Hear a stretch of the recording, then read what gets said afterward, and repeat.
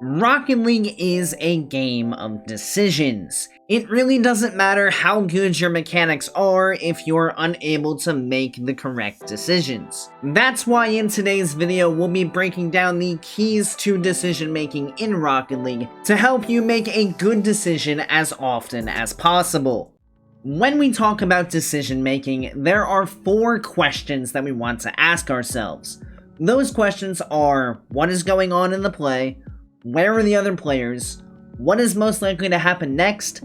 And what is the best play that I can make? To get a better understanding of what we are asking with each of these questions, let's break them down a little more in detail. Question number 1. What is going on in the play? Answering this question will give us a broad understanding of what is going on the field. We aren't looking for anything too detailed here. Often the answer to this question will be very simple. Something like, the ball is moving into the offensive corner with one of the defenders following it. When deciphering the general idea of what is going on, we are really asking, where is the ball going and is there another player with it? By giving ourselves a general idea of the state of the play, we make it easier to know what decisions we have available to us. Question number 2 asks, where are the other players? This question is important because it will showcase what options are available for our opponents, and it will tell us if we have a teammate already involved in the play, if we have a teammate supporting us, or if we are alone in what we are doing. If we don't identify where the other players are, it can be very easy to make a decision that puts our entire team out of position and gives our opponents a huge advantage in the play. So it is very important to base your decisions off where the other players are on the field. Question number 3 asks, what is most likely to happen next? Based on what is presently going on in the play and where the other players are, what is most likely to happen next?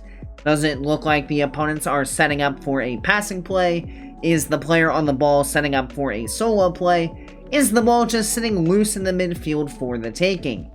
Being able to identify the most likely action to be taken by your opponent gives you a huge advantage in being able to make a decision that will have a positive outcome for your team. Finally, question number 4 asks, what is the best play you can make? Do you have an opportunity to cut off a pass? Do you need to force your opponent to do something so you can make life easier for your teammates? Or are you the last man back and need to buy time for your teammates to get back to support you? Whatever the best play that you can make is, that is what we want to do. It is when we make a play that was not the best option that we put ourselves out of position, make life easier for our opponents, and give them opportunities that they didn't create themselves. One of the biggest rules of Rocket League is you want to make sure you are playing the game in such a way that if you get beat, it is because your opponents beat you, not because you beat yourself. With these questions understood, let's look at them in action in a couple of examples to drive home this whole idea. Let's kick things off right here with an example of bad decision making, and then we'll get into some good examples after that. So in this play here, we rotate back and we'll see our teammate is going for an air dribble here. Now this ball is going to get popped up into the air right here. So now let's run through our checklist. What is going on in the play? Well, the ball has been popped up into the air. There's no one following it immediately, but the ball is going to be floating towards the midfield line a bit slowly. So that's what's going on in the play right now. Ball floating slightly towards us. Where are the other players? Well, Mally here, our teammate, is landing. Looks like he's going to be going this way. Our other opponent, who's challenged the ball legal, is also floating in the air, so he'll be landing without much momentum, so kind of just stalled out in front of the net. And then the third teammate, Clavs here, is facing towards the ball. Looks like he's just come from over here in this direction, traveling this way. So he will probably be the next person up on the ball here. So knowing the positions of the other players, what is most likely to happen next? While Mally's not going to make a play on this ball, clearly he's on his way out. Legal is also out of the question because he is landing. So that leaves either myself or Clavs here to be the next one up on the ball. Clavs, seeing as how he's very close to this whole play, most likely will be able to get up in the air and have the next touch on this ball. So using that information, what is the best play we can make? Well, it would probably be to chill out here on our speed, slow down a little bit, chill out around this midfield line, and see what direction the ball is going to be played. Based on Clav's positioning, the most likely direction is that it's going to be over here to the right side, so maybe we can even shade over here to this boost pad and wait to see what happens, because from here, should Clavs have some kind of issue, then we can push forward, but if he does get a clear, we can either work our way towards the wall, or we can work back if we do need to. So, best decision here, stay on the ground, wait to see what happens, make a play based off of Clavs here. Let's see what we decide to do. We fly on in and get taken out of the play by that touch over the top of us. We're too slow rotating back, left our teammate in a bad spot, and gave up a goal. So as you can see in that play, if we had successfully identified the danger of jumping for that when our opponent was way closer to it, we would have been in a perfectly safe spot to defend that counterattack.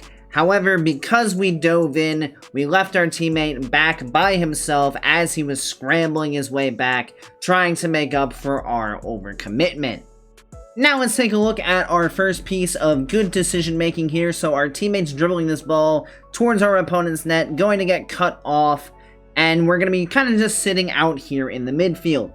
So now let's start running through our checklist right here. What is going on in this play? Well, the ball is heading towards the corner, no defender on it, but our teammate is tracking over this way, so it does look like he is going to stay on this ball.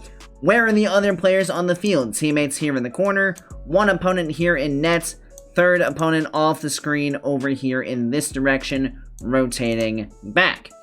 So using this information, what is the most likely thing to happen next? Well, this ball is completely uncontested in the corner. Assuming our teammate knows that, it is highly likely that he's going to try to control this ball back into the midfield. Or at the very worst, he's going to let this ball roll as he rotates back.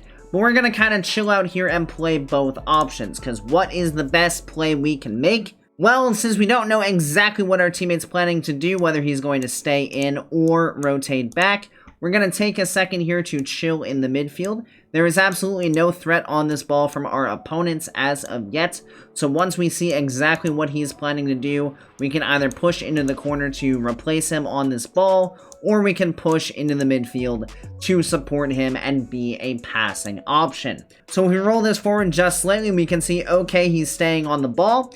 So if he's staying on the ball and our opponent is recovering out of net here, landing around this area, and we have another opponent rotating in, we're going to start to push forward to prepare for this passing option here so that we can make use of these guys' awkward positioning. So we'll start to push our way forward. Now note, very important, we are not speeding forward, because the best play we can make here is to leisurely drive forward and be prepared for the pass. If we drive too quickly here, we're going to get to where we need to be too fast, and we're not going to have an opportunity on this ball. So now, the last check we need to make right before we go for this shot is we just need to make sure that we are going to have an opportunity on this ball. Based on the positioning of our opponent here, he's kind of still facing forward. This ball is flying over the top of him like this, so it's going to be very unlikely that he can make any kind of play. Our other opponent is still off the screen over here, so he's not going to be able to get in fast enough to be able to make a play on this ball. So we have free go here to charge forward and put a shot on target, which is exactly what we're going to do. We can see now our other opponent is making his way into the screen, but by the time we're already jumping for this, he is too late and the ball is in the net. So as you can see, there's a lot of decisions that are happening in our heads very quickly in a game of Rocket League. We're deciphering where the opponents are, what they're capable of doing, Do we have a chance to go for the ball here? Is there a better play we can make? Whatever that best play is, that's what we are trying to strive for every single time. And as you saw right here in this example, by utilizing the information we had available of our teammate turning to make the pass, the awkward positioning of the defense, and our ability to attack the ball directly, we were able to beat out the defense and put the ball into the net. And one final example right here of some good decision making to really solidify this idea. So we've just picked up full boost from our corner. The ball is falling into our opponent's backboard, so it's going to be along their back line. Looks like both of our opponents are currently rotating back, and our teammate has just pushed the ball forward in that direction. Let's roll this forward just ever so slightly, and let's pause it right here. So what exactly is happening in the play? Well, the ball is bouncing up fairly harmlessly, just off to the left side of the opponent's net. That's pretty much it. There appears to be one opponent on the ball who looks like he'll be making a play here. So, that's what's happening in the play. Ball floating, player on it. Great. Where are the other players? Well, our teammate here has just landed from putting the ball into this position, so we can assume that he's probably going to be working his way back here into more of a support role to pick up some boost and rotate back into the play like so. We already know we have the one opponent on the ball here who looks like he'll have the next touch, and we have another opponent off to the other side of the net over here who looks like he can either rotate back or push forward depending on how this play goes. So, based on the positioning here, what is the most likely outcome? Well, we can see the positioning of our opponent's car here coming in this direction, means that the ball is almost definitely going to go over this way. Thus why we're angling in such a way that we continue traveling up the field in that direction. Obviously, based on this, we wouldn't really want to be going this way, because there's really no chance that the ball comes over here. Now, the question is this going to be just a clear, or is this going to be a pass? Well, the most likely scenario is that this ball is going to be hit in this direction, and this player is going to pick it up either directly off of the immediate pass, or they're going to try to let it roll and take control of it over here. So either way, we want to push ourselves forward here to try to cut this off as much as possible. So let's roll it forward ever so slightly, and as we can see, the opponent is going to set up to play this ball over to the right side here. We can see at this point that Parker has angled forward, so it does look like this is going to be some kind of pass attempt here. So we want to make sure we can get into this middle area and block this from happening. And as we'll see here, we read this play correctly. The pass does come across. Parker tries to dive forward, but because he's set up on the outside of the net, we now have a free ball. Then we can just go into crush it on target, and into the net it goes. So just really simple understanding of where the ball is going to go, where the opponents are positioning, reveals to us there that if we go fast enough, we're going to have a free net because they're trying to go for some kind of passing option out of defense.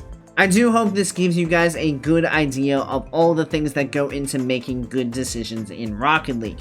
Just remember, throughout a game, you need to constantly be thinking to yourself, what is going on in the play? Where are the other players? What is most likely to happen? What is the best thing I can do to cut it off? And if you can get that thought process going incredibly quickly, it becomes much easier to read the game, understand what is happening, and make smart plays for your team that's going to put you in a good position and your opponents in a bad one. I do hope you guys found this video helpful. If you did enjoy, make sure you click that subscribe button right down below so you make sure you don't miss any future Rocket League content.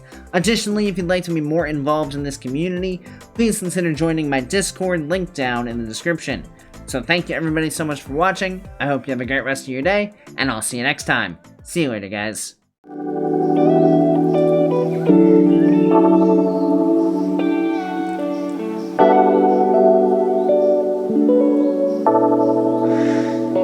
Thank you.